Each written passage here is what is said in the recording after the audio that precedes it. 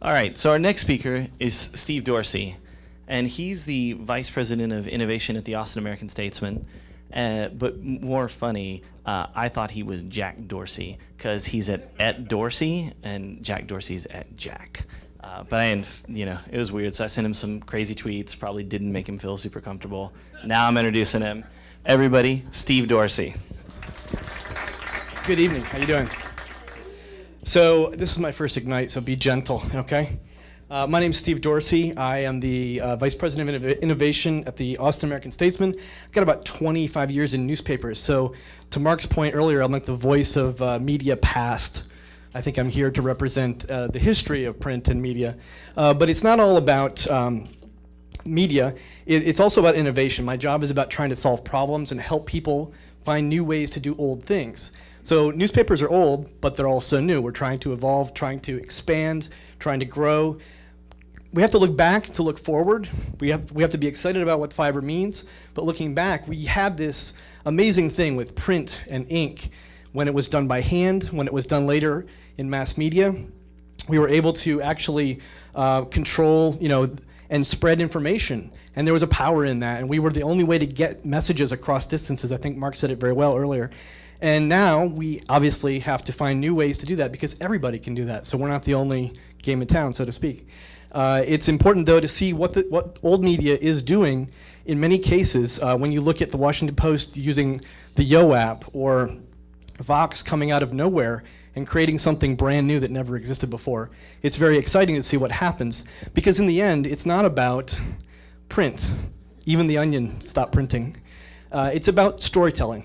And it's about communities and connections. And it's about making those connections and telling those stories. So no matter how fast you can tell the story, you still have to have a story to tell.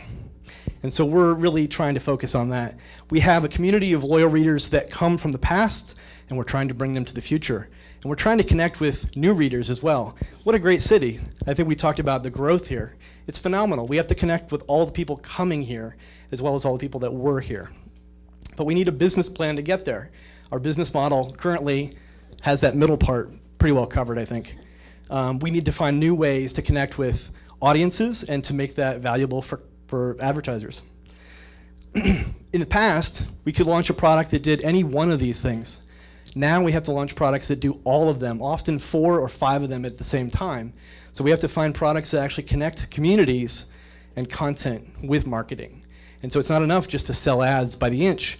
We have to sell connections to people. So old media has to act more like a startup. That's the big pitch here. So we've got to go out and listen to people for the first time. We didn't listen very well before. We talked to audiences. Now we have to hear from them and actually listen and react.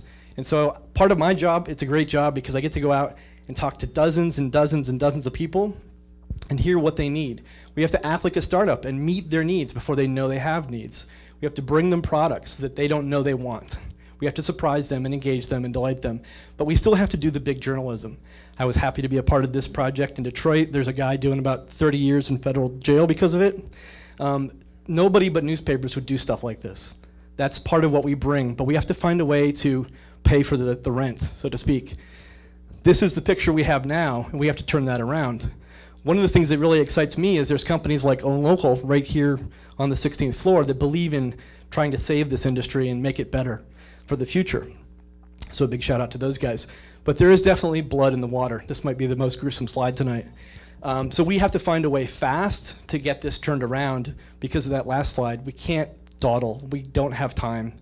We have to find it tomorrow. So the speed factor and the startup factor connect with making us even better.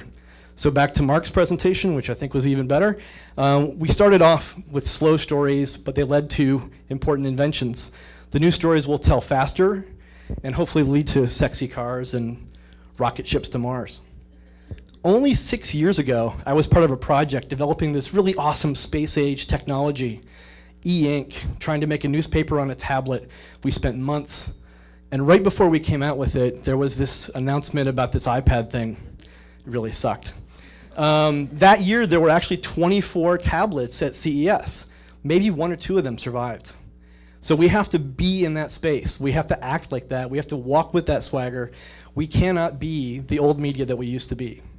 We have to worry about wearables and everything else that comes next. and be ready to serve customers stories and community around those devices.